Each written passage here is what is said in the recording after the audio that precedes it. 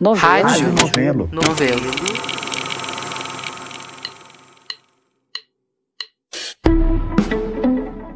Esse episódio do Fio da Meada foi gravado ao vivo na Flip, a Festa Literária Internacional de Paraty, na casa da Livraria Janela e da Mapalab, nossas parceiras de sempre na Flip e fora dela. Foi uma conversa muito bacana, que me deu muito o que pensar. Espero que vocês gostem.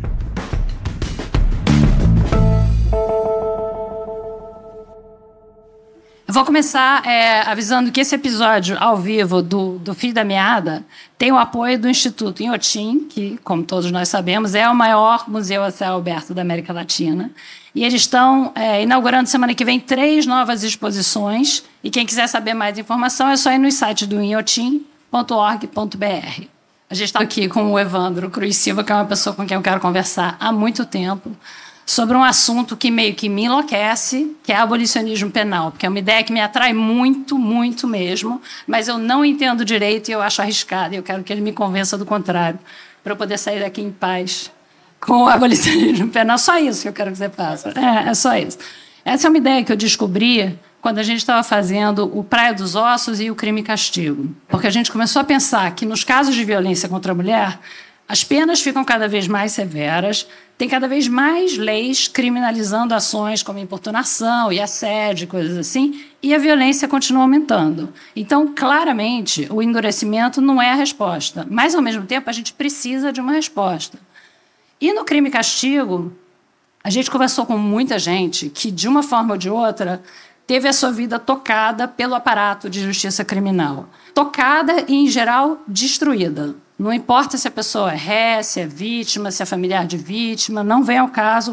Até quando tudo supostamente dá certo, dá tudo errado e destrói a vida das pessoas. Desde então, eu fiquei muito intrigada com essa ideia do abolicionismo penal, que a gente tocou muito rapidamente no Crime e Castigo, conversando com a Juliana Borges. Mas desde então eu leio e tento ouvir de vez em quando as pessoas falam disso, e o Evandro virou uma das referências para mim nesse tema, por isso que eu quis falar com ele aqui hoje. O que acontece é que quanto mais eu leio sobre abolicionismo penal, mais confusa eu fico. Eu fico igual aquelas birutinhas de vento, sabe? Então eu digo assim, não, realmente, claro, cara, eles têm toda a razão, essa é a solução. Aí daqui a pouco aparece outra coisa, eu digo, não, peraí, agora foi longe demais. Socorro, isso não, nem pensar, entendeu? Não dá.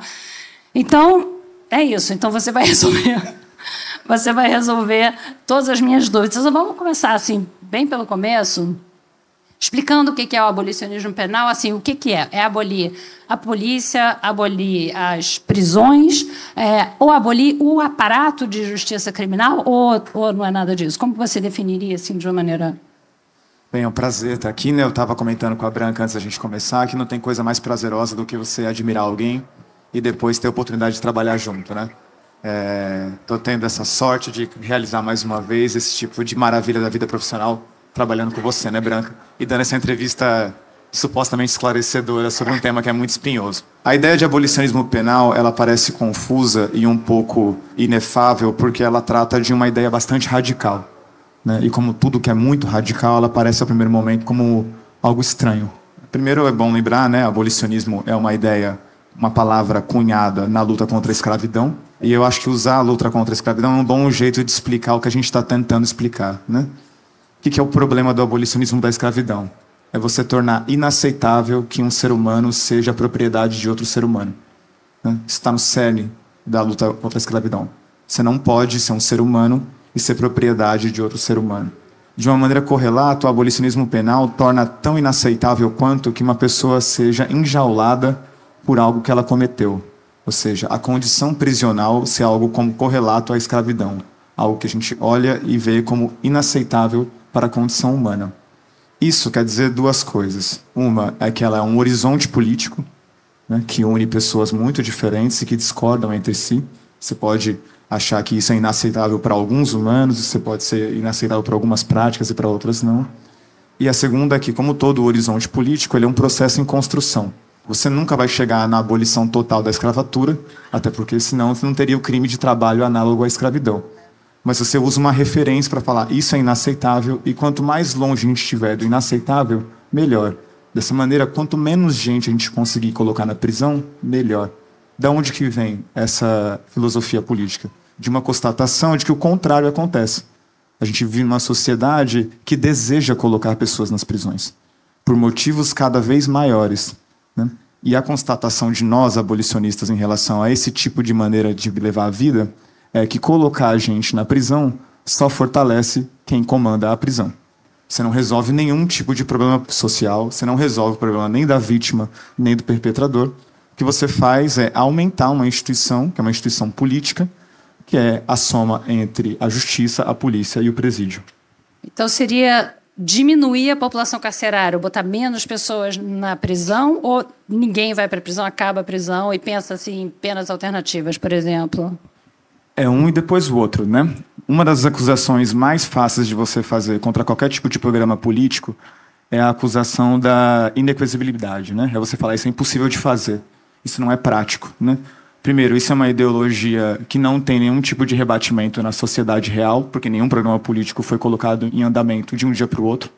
Tudo que aconteceu hoje aconteceu durante muito tempo até chegar aqui. Muitas coisas que eram consideradas impossíveis de ser resolvidas já foram resolvidas. Tenho certeza que até o dia 12 de maio de 1888, tinha gente que ainda estava desconfiando desse negócio de abolir a escravatura. Escrevendo para o jornal, falando assim, olha, estou achando que vai dar errado, é economicamente inviável, o que a gente vai fazer com esses escravos todos? E com certeza não foi no dia 14 de maio de 1888 que todos os escravizados foram libertos. Pelo contrário, né? A mínima historiografia mostra que a escravidão brasileira ela foi sendo desconstruída, né, do meio do século XIX e ela foi acabar na prática no começo do século XX. Né? Você tem um espaço. Qual é a diferença? Você tem vontade política. Você tem luta política que vai desmontando um aparato e vai montando o outro. Então, uma coisa é consequência da outra. Se você começa a, digamos assim, esvaziar a prisão, a nossa aposta é que, esvaziando a prisão, você demonstra a inutilidade dela, a crueldade desse aparato. Né? Você olha e fala assim, não precisa de ter tanta gente assim. Talvez, no final desse processo, você consiga achar, né, talvez seja só um negócio muito pequenininho mesmo, e o resto, que na verdade agora significa 500 mil, 600 mil pessoas, a gente pode colocar em liberdade e desmontar esse aparato punitivo que só serve a eles mesmos. Né? E aí você está falando, então, esvaziar, eu imagino que tem a ver com descriminalização das drogas, crimes não violentos, é isso?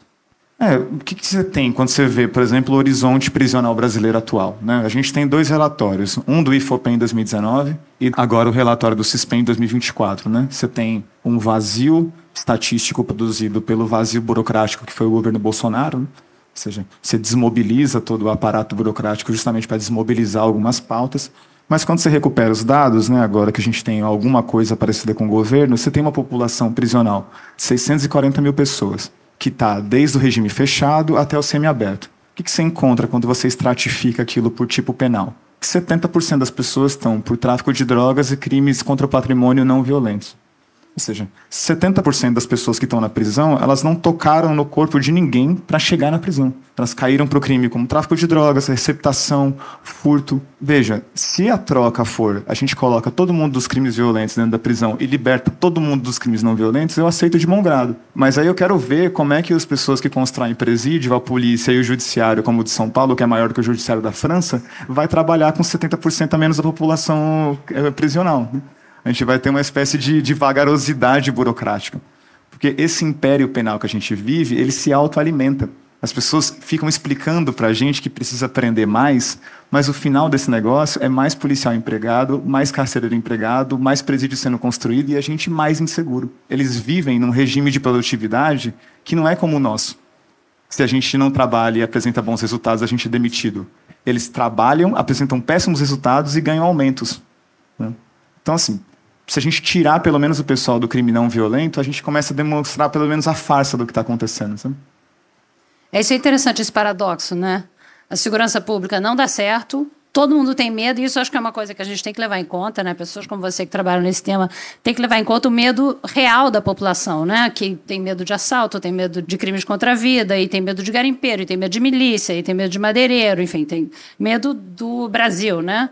Então, essa ideia de abolir polícia, de abolir prisão, assusta, né, por causa disso. Mas você tem razão que é um paradoxo, né? Porque você tem uma segurança pública que não funciona em nenhum desses casos, e porque ela não funciona, a gente quer mais desse aparato. Não deu certo esse policiamento? Vamos botar mais policiamento. Não deu certo chamar o exército? Vamos chamar o exército para mais coisas. E aí entra numa questão que a mim preocupa muito, que é o punitivismo da esquerda, o punitivismo do campo progressista. Porque a gente vê, por exemplo, o aparato de justiça criminal sendo usado para crimes contra o meio ambiente, para crimes contra a corrupção, para crimes de racismo, e cada vez mais esse tipo de coisa está acontecendo. E isso me assusta, essa idolatria dos grandes juízes. Todo mundo caiu no conto do Moro, a esquerda, inclusive, na época, todo mundo fica com vergonha, mas né, rede social serve para isso, a gente vê o que as pessoas estavam falando lá atrás. E as pessoas caem no conto do Xandão, que teve, de fato, um papel muito importante na eleição de 22, blá, blá, blá, blá, mas é um juiz muito poderoso. Juiz muito poderoso é uma coisa muito perigosa. Mas, ao mesmo tempo, a gente vive num país muito inseguro, né? Então, o que eu ouço muito quando eu vou falar sobre o Praia, sobre o crime e castigo, e nas redes sociais, nas nossas também, as pessoas dizem assim, mas o Brasil é o país da impunidade. O Brasil é o país com a terceira maior população carcerária do mundo. Então, é outro paradoxo. Como é que é o país da impunidade se a gente está prendendo esse povo todo, né? Então, como é que a gente comunica isso? Tem uma acusação de fundo que é a acusação de inocência, né? Fica parecendo que você está viajando na maionese quando você fala sobre acabar com o papel da polícia ou da prisão. De ingenuidade, né? De ingenuidade, né? E aí tem toda uma carga, assim, né? Fica nós, intelectuais, com a vida muito bem resolvida, falando como acabar com a polícia, enquanto a mulher preta da periferia está sendo assaltada por um outro cara preto da periferia e precisa da polícia, mas a polícia não vai também, né? A primeira constatação, que é muito evidente e é muito importante, né? O problema da segurança é um problema dos pobres e da classe média. Ele é um problema de classe localizado nos estratos médios e baixos de qualquer sociedade. Por um motivo muito óbvio, ricos não têm problema de segurança. Ricos num país como o Brasil não tem problema público algum, porque você consegue criar o seu próprio público. A desigualdade é tanta que você consegue criar o seu mundo e viver sem que ele participe do resto do problema do mundo, né? Mas a gente é tão desigual que a gente acha que o outro mais à frente é rico e o outro mais abaixo é pobre, né? Todo mundo conhece alguém mais rico e mais pobre no Brasil, porque a gente tem um nível de estratificação que ele é lunático.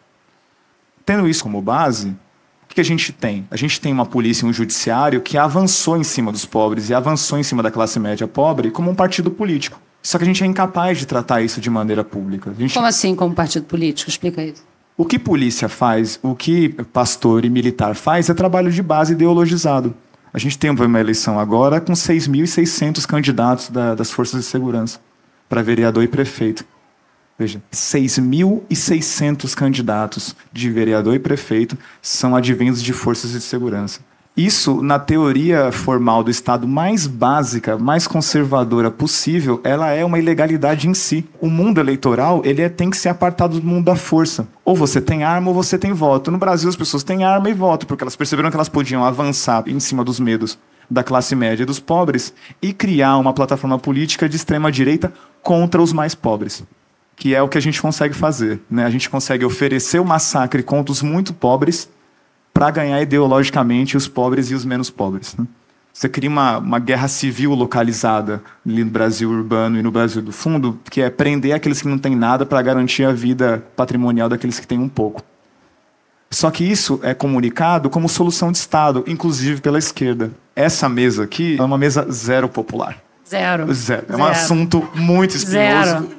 E eu não faço ideia do que vocês estão fazendo aqui. Espero que todo mundo entenda a gravidade da coisa, porque mesmo se eu for fazer um debate no PT ou no PSOL sobre abolicionismo penal, eu vou ser muito mal recebido. A gente é muito mal recebido. Porque porque a nossa imaginação política morreu. Você diz o quê? Não tem utopia? Não tem essa ideia de utopia? A gente chegou num estado das coisas que alguém de extrema-direita consegue ser mais contra um juiz do que alguém de esquerda. Que era uma pauta de esquerda básica. Isso é verdade, é verdade. Que é olhar para o estabelecimento jurídico e ver a burguesia encastelada, né? Então, assim, isso é um sinal dos tempos. Só que o que a gente tem, né? Quando a coisa está muito ruim, não tem problema nenhum ser muito radical. A ideia radical, mas ela é uma ideia de tentar conquistar corações e mentes para produzir um país mais seguro, demonstrando a falha do que produziu a gente inseguro. Isso a gente consegue demonstrar claramente. Colocar a gente na cadeia produz ladrão. Produz ladrão, produz vítima e produz mais polícia, que vai produzir mais ladrão e mais vítima. O passo seguinte é, pelo menos, parar a máquina e ver se a gente consegue fazer alguma coisa depois da máquina parada. Você diz parar a máquina, parar de produzir mais ladrão, parar de produzir mais facção, parar de botar mais gente na cadeia e tentar tirar as pessoas que estão lá. A gente conseguir chegar numa conclusão mínima, pelo menos, que você colocar alguém por um crime não violento dentro da cadeia é aumentar a probabilidade de que aquela pessoa se torne um criminoso violento. Porque a gente já tem pelo menos uns 300 anos de história prisional no mundo moderno e a história é sempre a mesma. Ela começa com uma história muito bem contada de ressocialização e da massacre. Eu fui dar uma aula sobre o massacre do Carandiru, né? Há uma semana atrás, há 32 anos atrás, a Polícia Militar de São Paulo matou no mínimo 111 pessoas tentando deter uma rebelião dentro do Carandiru. Eu fui estudar a história do Carandiru, né? O Carandiru fica na zona norte de São Paulo. Os primeiros jornais da década de 40, 30 e 20 demonstravam o quê? Um instituto de regeneração. Cantores de ópera iam fazer show no Carandiru. O Stefan Zweig foi no Carandiru. As pessoas faziam visitas de intelectuais no Carandiru. O que deu nisso? Deu em superlotação na década de 70, na década de 90, passaram fogo em todo mundo. Então, se a gente consegue, pelo menos, demonstrar 100 anos de falha de uma política, você tem, pelo menos, a possibilidade de falar, não, deixa eu tentar uma coisa diferente, né? Não é uma ideia tão lunática assim. Por que você acha que o campo progressista cai nessa tentação de usar o aparato de justiça criminal contra casos de racismo, por exemplo, que agora, né, tem acontecido?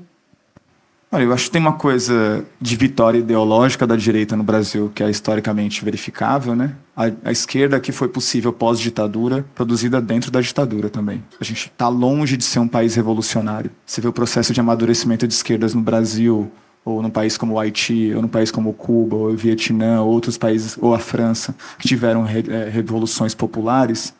Você vê a diferença de qualidade de pensamento, de imaginação política, para além, digamos assim, da conservação do Estado moderno tal qual ele é. Isso é uma coisa. A segunda é que a demanda é popular mesmo. Eu acho que tem uma certa vontade da esquerda de surfar na popularidade do punitivismo, né? De mandar outras pessoas... De maneira cínica? Não sei se é cínica. Sincera? Tenho minhas dúvidas. Mas que é muito popular prender certas pessoas, né? A gente comemora a possibilidade de prisão de certas pessoas. Mas assim... Eu vou te contar um segredo. O crime de racismo ele não serve para nada no Brasil. Assim, você tem que conseguir colocar alguém dentro da cadeia por crime de racismo, você vai penar bastante, né? É um tipo penal vazio em si mesmo, né? Porque a gente sabe que tem crime que funciona e tem crime que não funciona, né? Crime contra o patrimônio é muito mais fácil. Você acusa uma pessoa de roubo de materialidade da coisa, você coloca na cadeia. Agora, crime de racismo, crime de homofobia, ela já é um pouco mais difícil. É um crime manco. Além de não conseguir ter a resposta popular com o eleitorado que já é de esquerda, ele não consegue nem ter a efetividade institucional de colocar as pessoas na cadeia. Um delírio contínuo de tentar surfar na popularidade da direita que não dá em nada. Não dá em nada mesmo. Assim, eu não consigo pensar em um voto virado porque a esquerda conseguiu produzir um tipo de crime específico e as pessoas se sentem mais seguras em relação àquilo. A gente joga com as armas que a gente tem, é óbvio, né? A tática é real. A gente tem que usar a tática do Estado quando é necessária. Mas me parece mais um sintoma, um efeito aguado do que a direita faz muito bem do que uma estratégia de esquerda bem sucedida. Você fala também de desfinanciamento, tanto do sistema penitenciário quanto das polícias, né? Que seria uma outra maneira de você lidar com a questão. Você pode explicar o que é isso? Isso é parte do debate político de como você muda o horizonte de um Estado. Estado é dinheiro, né? A gente aloca dinheiro quando a gente consegue ideologicamente vencer disputas políticas. Você consegue criar um ministério, você consegue colocar dinheiro nele. Você consegue criar uma política pública, você consegue colocar dinheiro nele. Como é que você consegue colocar dinheiro? Vencendo politicamente, né? Vencendo ideologicamente, popularmente. O que a gente consegue ver hoje em dia é que a polícia e a justiça penal venceu ideologicamente o discurso e ganha cada vez mais dinheiro. Tem uma dinâmica de bode na sala, né? A gente consegue colocar o bode do PM na sala, mas para tirar o PM da sala é impossível. É capaz do PM tirar você da sala. E a gente começa, digamos assim, com um instituto de segurança, que ele é feito basicamente para proteger a vida e a propriedade privada, e a gente chega nesse caos em que 316 escolas no estado do Paraná são cívico-militares. O PM que prometeu proteger o seu carro está dando aula, eu ia falar para os nossos filhos, mas não é o filho do pobre, né? Porque tem uma dinâmica de classe muito clara, não é na escola Waldorf que o PM vai lá dar aula, né?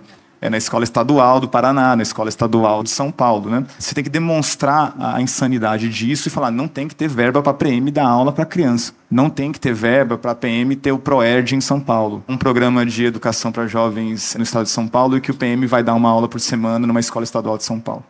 O PM ele é contratado para dar aula sobre moral e bons costumes cívicos. Isso é verba, isso é dinheiro, né? Quem vai num jogo de futebol tá vendo lá o policial fazer dinheiro, né? Quem está pagando a expansão penal no Brasil é a gente com o nosso dinheiro. É bom falar para as coisas ficarem bastante simples, né? É dar dinheiro para construir polícia e prisão. E aí colocar para o público, né? Se as pessoas querem isso mesmo, você quer pagar o policial para dar aula para o seu filho, ou a gente pode transformar isso em algo inaceitável. Transformando isso em algo inaceitável, as coisas começam a mudar de horizonte. A luta antimanicomial do Brasil ela é um grande exemplo de como você muda o financiamento de políticas públicas. Em Santos, o CAPS Álcool e Drogas ele funciona na frente do manicômio do Anchieta. Tinha um manicômio, ele era conhecido como Casa dos Horrores, ele durou 39 anos. O manicômio se chamava Casa dos Horrores enquanto ele funcionava, né? Então as pessoas sabiam muito bem o que era colocar uma pessoa no manicômio, como as pessoas sabem muito bem o que é colocar uma pessoa dentro de uma cadeia, que é desativar a humanidade daquela pessoa, né? Eu tenho certeza que pareceu impossível desativar o Anchieta. Hoje em dia, o CAPS-AD, que é um movimento de antimanicomial, funciona na frente do Anchieta. Uma coisa muito doida, né? Você consegue ir do impossível para uma coisa acontecer na frente, dividindo rua. Isso é disputa por dinheiro e disputa por política. O CAPS é a melhor coisa do mundo? Nossa, uma coisa sem defeitos? Não, mas ele não é o Anchieta. Eu acho ótimo, por exemplo, fazer uma pena alternativa de serviço comunitário para um cara que furtou alguma coisa, colocar ele para pintar uma rua 4 horas por semana, até dar o valor pecuniário que ele furtou. Parece meio besta, mas é muito mais legal do que dar 1 ano e meio de prisão para ele. Quando você coloca isso em termos muito materiais, que você não está punindo uma pessoa que é naturalmente má, nem naturalmente louca, nem naturalmente escrava, você consegue colocar em termos mais maduros a discussão e falar, não, o dinheiro vai para quem? O tempo de vida daquela pessoa vai para quem? O desfinanciamento vai nesse sentido. Quanto dinheiro o CISPEM ganha? O CISPEM tem 1,5 bilhão de renda. O Sistema Único Penitenciário. 1,5 bilhão por ano. Não dá para fazer mais nada com esse dinheiro? Não dá para proteger a Amazônia, construir umas escolas, aumentar a política de cota, aumentar a renda básica universal? Nada. O dinheiro do contribuinte brasileiro tem que ser para pagar polícia e prisão. Comunicando a questão assim, eu acho que você consegue demonstrar um pouco mais a insanidade do processo que a gente está vivendo agora. Me parece muito mais insano que a gente consegue viver agora, no contemporâneo, ter a 3ª maior população carcerária e um dos países mais inseguros do mundo, do que propor uma ideia radical. Eu me sinto muito imprópria para falar desse assunto, porque eu sou uma dessas pessoas que a polícia trata bem. Nunca na minha vida eu fui parada numa blitz. E quanto mais velha eu fico, obviamente, mais impossível fica isso acontecer. Eu posso carregar míssil aqui para o Hamas no meu carro. Ninguém vai me parar, eu estou super tranquila. Mesmo assim, eu tenho medo de polícia, porque eu sei do que eles são capazes. E o poder que a gente dá a eles, né? Por isso que me preocupa essa questão da criminalização da homofobia, de você querer prender as pessoas por causa de tudo. A gente bota a polícia em tudo e a gente bota exército em tudo, que eu queria que você falasse um pouco sobre isso também. Tem crime ambiental, a gente chama o exército. Tem grandes eventos, a gente chama o exército. E a gente não questiona isso. Quem é que vai lá apagar fogo na Amazônia? O Exército. Por quê? Porque, sei lá, porque tem muita gente. Eu nunca nem pensei por que é o Exército que faz isso. Tem uma questão demográfica muito clara aí, né? Mudanças demográficas geram mudanças de pautas políticas, né? O feminismo ele jamais seria possível sem uma melhora demográfica da vida das mulheres em geral, né? Se não é a entrada das mulheres no mercado de trabalho informal e formal, falta a perna social de um movimento político. Isso acontece sempre, né? Não tem movimento político descolado do mundo material. E o movimento abolicionista, ele é tocado por quem? Por pessoas que tiveram experiências desagradáveis com a polícia, obviamente. Com os familiares e afiliados dessas pessoas e aliados políticos que não tinham voz e que agora têm. Semana passada, na Federal do ABC, na UFBC, a Miriam Duarte ganhou o título de mestra em Direitos Humanos. A Miriam Duarte é uma das principais militantes da Ampará, que é uma associação de familiares de presos. Ter uma mulher pobre da periferia de São Paulo que vive de segunda a sexta na porta da prisão para garantir que tem marmita, que tem assistência jurídica, que tem assistência médica, ganhar um título de mestrado na universidade pública, é uma demonstração da mudança dos tempos. E isso é o que move a política. A política deve obedecer à mudança dos tempos. Só que essa ascensão social das classes cada vez mais baixas, que a gente tem e é evidente, né? Você tem os pobres menos pobres, você tem os filhos de pobres estabelecidos virando universitários, eles não são disputados só pela esquerda. Seria uma inocência achar que todos os alunos cotistas são de esquerda, por exemplo. Né? Que é uma inocência que muita gente cai. Né? E fica ressentido, falando, nossa, eu te dei uma cota, você virou de direita. É tanta coisa para explicar para uma pessoa assim que não dá nem tempo. A direita percebeu essa ascensão e ofereceu um pacote de serviços, que é aumentar a população prisional e colocar a polícia em campos cada vez mais variados. É por isso que a politização da polícia não deve ser feita só como uma acusação. Né? Como se fosse, não, a polícia está se politizando. A polícia sempre é um aparato político porque ela tem interesse. Logo, todo preso, ele é um preso político. Eu não preciso ser de uma afiliação anarquista, comunista e tentar derrubar uma ditadura e ser preso para ser considerado um preso político. Porque a prisão de um cara que furta algo e é colocado numa jaula durante 2 anos, ele é uma decisão política. Interessante isso. Não é uma decisão prática de um organismo burocrático que não tem o que fazer. A politização da polícia também passa por encarcerar muita gente para vender isso como um pacote de direita para conseguir eleição para ocupar o Estado.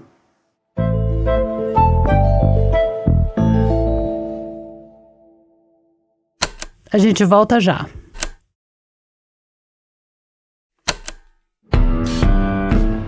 Na segunda parte dessa conversa que eu tive com o Evandro Cruz Silva na Flip, a gente fala um pouco dessa onda punitivista que está tomando conta também do campo progressista. E a gente vai além e fala também do poder, por vezes excessivo, do judiciário brasileiro.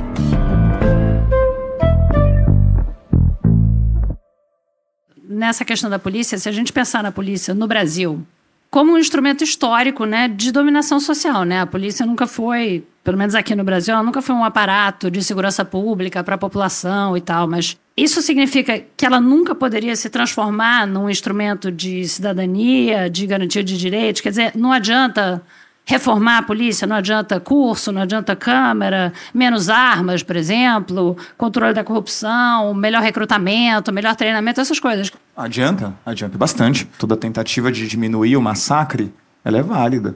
Então, por exemplo, o programa de câmera corporal da polícia, é um programa que eu sou muito a favor. É uma mudança burocrática que vai produzir uma outra polícia. Tem vários defeitos, tem várias maneiras de você burlar a câmera corporal. Mas se você colocar uma câmera em cada policial que está na rua no Brasil inteiro, se conseguir completar esse projeto, você tem uma polícia menos violenta, com certeza. Você acha mesmo? Que por medo da vigilância, de serem pegos? Não só com medo da vigilância, como também você consegue quebrar o monopólio do discurso sobre a polícia. Né? Você consegue ter uma outra fonte de dados, uma outra fonte de testemunho para além da visão do policial. Lógico, não tem nenhum Eldorado nisso. Né? A gente vai colocar a câmera e o policial vai ter muito medo de ser violento e a gente vai parar de ser violento. Não, cada muro cria uma escada maior, né? O policial vai tentar burlar aquilo, mas a gente vai ter mais uma arma para tentar lutar o que ele tem. A questão não é abandonar a reforma da polícia. A gente tem que lutar sempre pela reforma da polícia. O que a gente está fazendo é o contrário. A gente está aumentando a importância da polícia e aumentando a autonomia da polícia. Né? A gente não... Você diz o que a gente está fazendo, a sociedade está fazendo. A gente está aumentando a autonomia da polícia a um nível do inverificável. Né? É muito difícil verificar a atividade policial hoje em dia. Só que, ao propor uma saída abolicionista, o que você consegue fazer é um horizonte político com o qual a esquerda pode se identificar, com o qual outras pessoas podem se identificar. Né? A gente está sem horizonte político. Você vai no SUS, por exemplo, você tem um horizonte político muito claro de garantia da saúde universal para todo mundo. Você sabe para que serve aquela instituição e onde você quer que ela chegue. Né? Não é perfeita, mas ela tem que chegar lá. Você sabe o quão longe você está do objetivo ideal como serviço público. Você olha num hospital público e fala, nossa, beleza, tá ruim. Né? Mas você tem 2 informações, é melhor do que não ter, e você sabe o quão longe você está. Na segurança pública a gente não tem isso. A gente entregou de mão beijada para o dono do presídio a gestão do presídio e falou assim, olha, vai colocando gente aí, vai enchendo de gente na cadeia e um dia, se melhorar, graças a Deus, sim. Se não melhorar, a gente coloca mais gente. Tem uma coisa de rodar dentro de si mesmo que está para além da inutilidade. A gente entregou boa parte do Estado moderno, boa parte do orçamento público para um grupo de interesse. A gente produz milionários da indústria armamentista e da indústria de serviços do presídio A gente produz uma elite política eleita, propagandeando presídio e polícia, e não tem nenhum outro horizonte contrário, né? Eles conseguiram e a gente não. E, na verdade, o que a gente está dizendo aqui é que, pelo menos para crimes que não são crimes contra a vida, que não são crimes violentos, bandido bom é bandido solto. É de verdade bandido solto fazendo outra coisa, né? Primeiro, né, a pessoa que comete crime, ela é uma pessoa como eu e você, né? Não tem nenhum tipo de natureza criminogênica, isso não existe. A segunda coisa é que bandido preso é o bandido que a polícia pode encontrar. É uma questão de classe muito evidente aí, né? A polícia varre os pobres e prende um ou outro de classe média e um ou outro menos ainda dos ricos. A produtividade policial ela se dá entre os pobres. Segunda coisa é essa pessoa, ela é uma pessoa tão humana quanto nós dois, ela tem direito à dignidade. E quanto menos direito à dignidade ela tiver, menor a chance dela usufruir da vida civil dela. Então, se você coloca uma pessoa dentro de uma jaula, arregaça aquela pessoa e depois joga lá na rua, você sabe muito bem o que você está fazendo. Você está produzindo a reincidência carcerária na prática, né? A terceira coisa é fim de prisão não é fim de responsabilização. A gente tem inúmeros tipos de penas que não envolvem você colocar alguém dentro de uma prisão. Por exemplo, serviço comunitário, recompensa pecuniária, justiça restaurativa, prisão em semiliberdade, a pessoa não passar o tempo inteiro na cadeia. A questão é que a gente coloca a pessoa na cadeia direto. E o relatório de 2024 do CISPEM diz que tem 173 mil vagas de déficit. Vaga faltando? Isso. Tem 636 mil pessoas presas, faltam mais 170 mil vagas para resolver o problema da superlotação. Mais prisão sendo construída para poder... Por que o problema da superlotação não pode ser com o esvaziamento da prisão?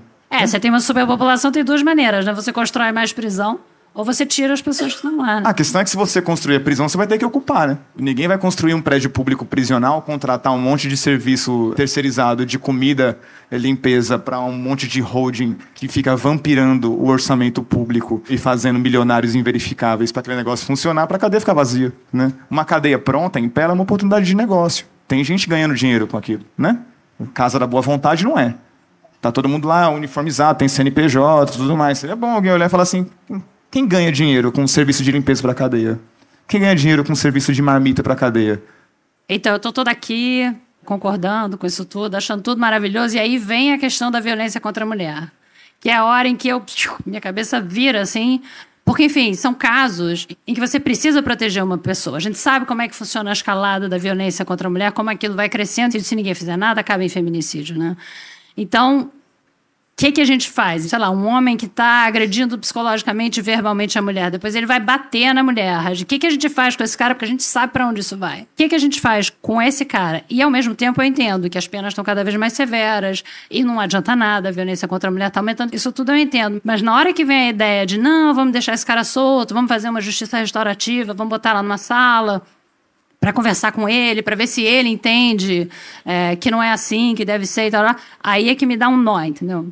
Mas veja, quando alguém fala para você, branca, o abolicionismo penal está propondo fazer com que o seu agressor não vá para a cadeia, ele não está falando isso para você se sentir mais protegida. Ele está falando isso para você apoiar a prisão do cara que furtou bala no restaurante, né?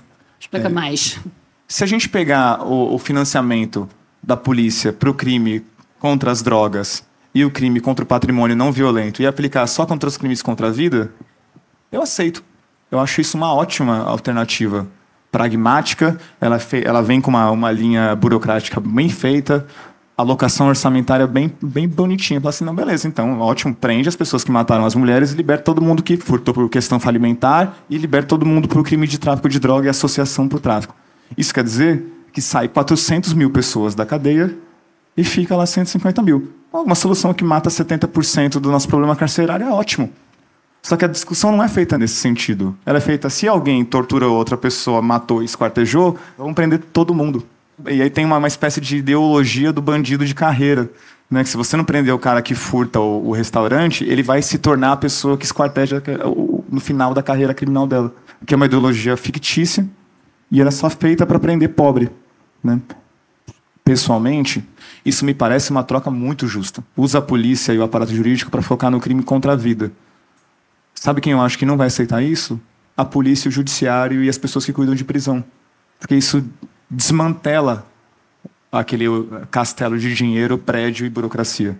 Mas eu aceito. Se você quiser trocar os feminicídios pelo crime de associação ao tráfico e tráfico de drogas, eu vou estar lá com a faixa a favor dessa campanha. Eu troco. Eu também troco. É. Eu troco e me acalma. Eu não disse que você ia me acalmar, tá vendo? Não falei? Não falei que isso ia acontecer? Então. E aí eu queria falar, porque essa questão realmente parece que eu estou obcecada, e eu estou mesmo. Confesso que eu estou obcecada com essa questão do punitivismo da esquerda, que eu acho muito preocupante. Você está falando da gente ter uma utopia, da gente ter um horizonte. Eu acho que a gente do campo progressista está perdendo isso. E a gente vê muito isso nos casos do 8 de janeiro, nos casos de corrupção e nos casos da família Bolsonaro de um modo geral. Lembra quando a Polícia Federal foi lá na casa do Bolsonaro em Angra e fez um escarcéu e chegou de barco e sei lá mais o quê, e me levaram o computador e levaram, né? E o Malafaia outro dia dizendo que o Bolsonaro chorou quando isso aconteceu, ligou para ele e chorou e tal. Todo mundo aplaudindo. A gente do nosso campo aplaudindo. A gente não sabia se aquilo era legal, qual era a justificativa. Por que eles estavam na casa do cara em Angra? Não deu a impressão de ter dado em nada, pelo menos eu não vi nada, mas foi amplamente comemorado pelo campo progressista. Por quê? Porque era contra eles, contra os nossos inimigos. E isso é uma coisa que realmente anda me tirando o sono, sabe? A gente cai nessa. E nas questões dos julgamentos do 8 de janeiro, também. A nossa tendência é essa, dizer, não, pega esse bando de vândalo, pega esse bando de gente que quebrou tudo, que é contra a democracia e taca na cadeia. É a mesma solução que a direita tem, né? Total, mas acho que esse é um sinal péssimo dos tempos, né? É um sinal péssimo. Uma coisa é suas posições pessoais, sei lá. Não posso te garantir que eu não ficaria feliz se o Bolsonaro fosse preso. A gente não pode confundir as coisas. Não pode confundir as coisas. Eu não posso nem negar, nem afirmar que eu faria uma festa em relação a isso. Outra coisa é você achar que isso é o horizonte político certo. Tem uma incapacidade mesmo de reconhecer o próprio fracasso como projeto societário de nós progressistas, né? Porque tem uma coisa muito fracassada de comemorar Polícia Federal e Xandão e STF, assim, né? É capitular intelectualmente, que é o pior tipo de capitulação possível, né? Porque ninguém te proíbe de pensar nada. Você não está proibido de pensar alguma coisa radical, mas se você não consegue nem pensar algo radical, você acha que aquilo é perigoso, é muito ruim, né? Mas isso eu acho que é uma sensação compartilhada, assim, né? Nem a centro-direita conseguiu colocar o projeto de Estado dela em pé, né? Assim, se essa conversa fosse feita por 2 representantes do PSDB, o crime ia estar muito pior, né? O baixo astral ia ser pesado, porque a melancolia está horrível, né? No outro lado de lá, a coisa deu ruim mesmo, né? E a gente conseguiu ter algum tipo de avanço na esquerda, mas a gente está vendo uma população de extrema-direita que é mais ousada, mais politicamente ativa e que consegue mais coisas que a gente. Acho que a gente está ainda tratando a extrema-direita como trata-se uma espécie de exército inimigo que ocupou o nosso país e que em 2022 bateu em retirada, sabe? Uma França de 45, alguma coisa assim. Mas não é, né? Eles são politicamente organizados, eles são a principal força política do Brasil. São mais ousados, têm horizontes políticos claros e eles não têm medo de errar. Como assim? Você vê o que aconteceu na eleição de São Paulo, a relação entre a direita e o Pablo Marçal, né? Eles têm tanto voto que eles conseguiram rachar a direita e colocar um candidato no segundo turno. Eles conseguiram discordar em público e colocaram um candidato no segundo turno público na maior cidade do Brasil. A gente não consegue colocar uma travesti para cantar o hino nacional, que já tem medo, porque isso vai dividir a esquerda, meu Deus. É bom dar uma reconhecida no fracasso, a gente está numa pior mesmo. A gente está recuado e está com medo de perder aquele negocinho que a gente ganhou em 2022. Né? A gente conseguiu, foi incrível. A gente fez uma puta vitória política tirando o Bolsonaro do poder. É uma coisa... Entrou no livro de história no momento que foi anunciada a eleição. Né? Assim, era tudo para dar errado e deu certo. Mas é importante pensar no dia seguinte. Né? A gente tem digamos assim, um monstro social que se alimenta de presidiário, que ele vem crescendo, ele vai dando esse mal-estar abaixo dos nossos pés, né? A gente vai ignorando a população prisional, né? Que já é do campo dos milhões, né? Então a gente tem um país de milhões de ex-presidiários.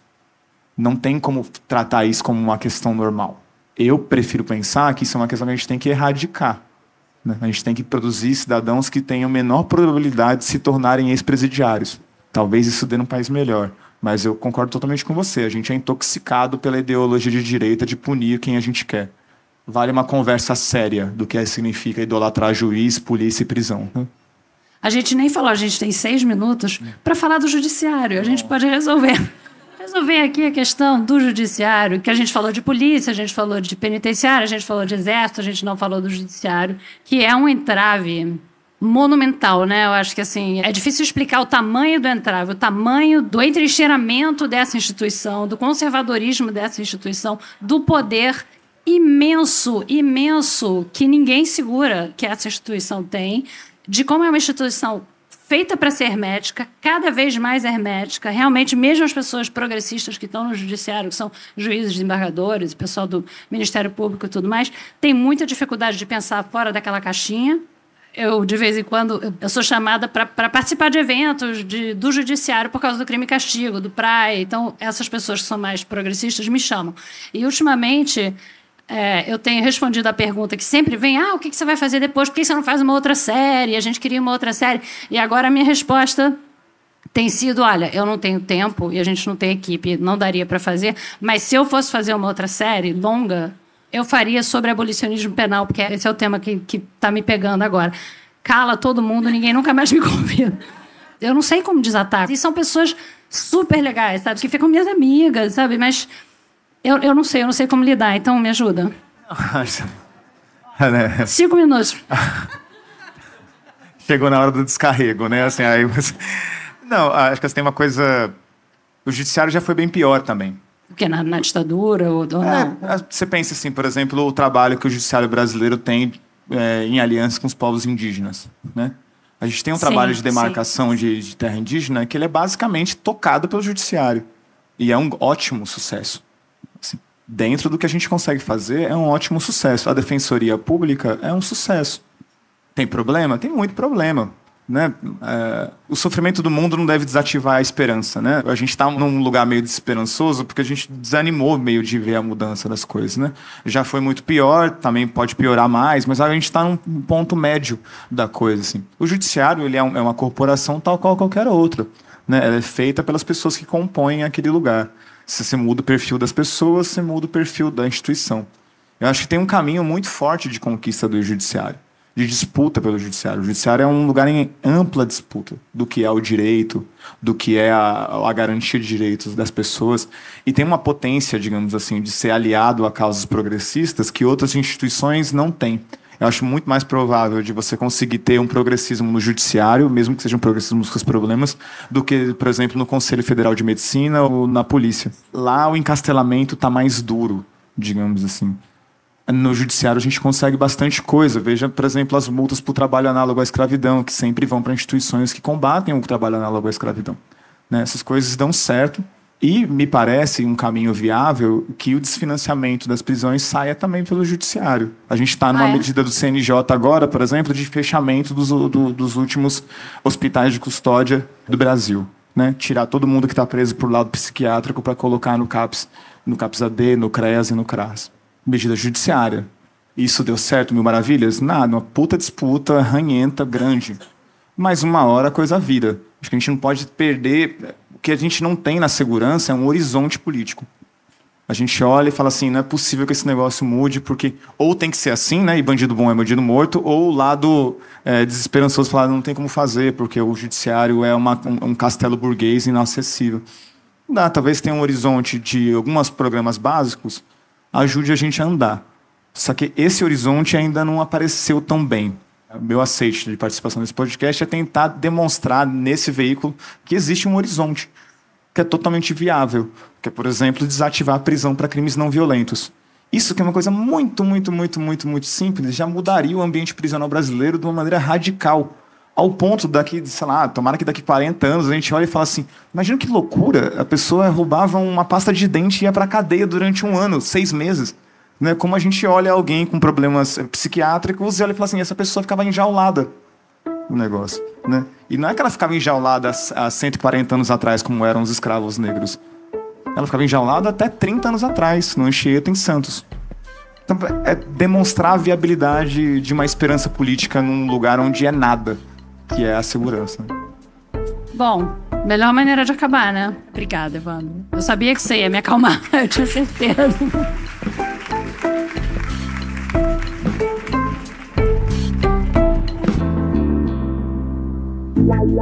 Esse foi o Fio da Meada. Obrigada por ouvir. No site da Rádio Novelo você pode encontrar a transcrição do episódio. E se você quiser conhecer um pouco mais o Evandro e as perguntas que estão na cabeça dele, ouve o episódio Eu Sou Um Deles, do Rádio Novelo Apresenta. E se você quiser saber mais sobre o Fio da Meada, a gente tá no Instagram e no Threads e no X, no @radionovelo. Dá para acompanhar a gente também no Blue Sky, no @radionovelo.com.br. E segue o Fio da Meada no seu aplicativo de áudio preferido. A gente também tá no YouTube. Tem episódio novo toda segunda-feira. A coordenação e produção são da Evelyn Argenta e da Ashley Calvo. A direção criativa é da Paula Scarpim e da Flora Thomson-Devaux. A direção executiva é da Marcela Casaca. A edição executiva é da Natália Silva. A gerência de produto é da Juliana Jäger. A montagem desse episódio é da Luísa Silvestrini. A sonorização e mixagem são da Mariana Leão. A captação de áudio foi feita na casa da Livraria Janela e da Mapalab, na Flip 2024, pelo Fabrício Basso, sob coordenação da Bia Guimarães. A música original é da Luna França. O apoio de produção é do Vitor Hugo Brandalize, da Sara Zobel, da Carol Pires, da Bárbara Rubira, da Carolina Moraes e da Isabel de Santana. O desenvolvimento de produto e audiência é da Bia Ribeiro. A identidade visual é da Natasha Gompers. A coordenação de ilustração e design é do Gustavo Nascimento.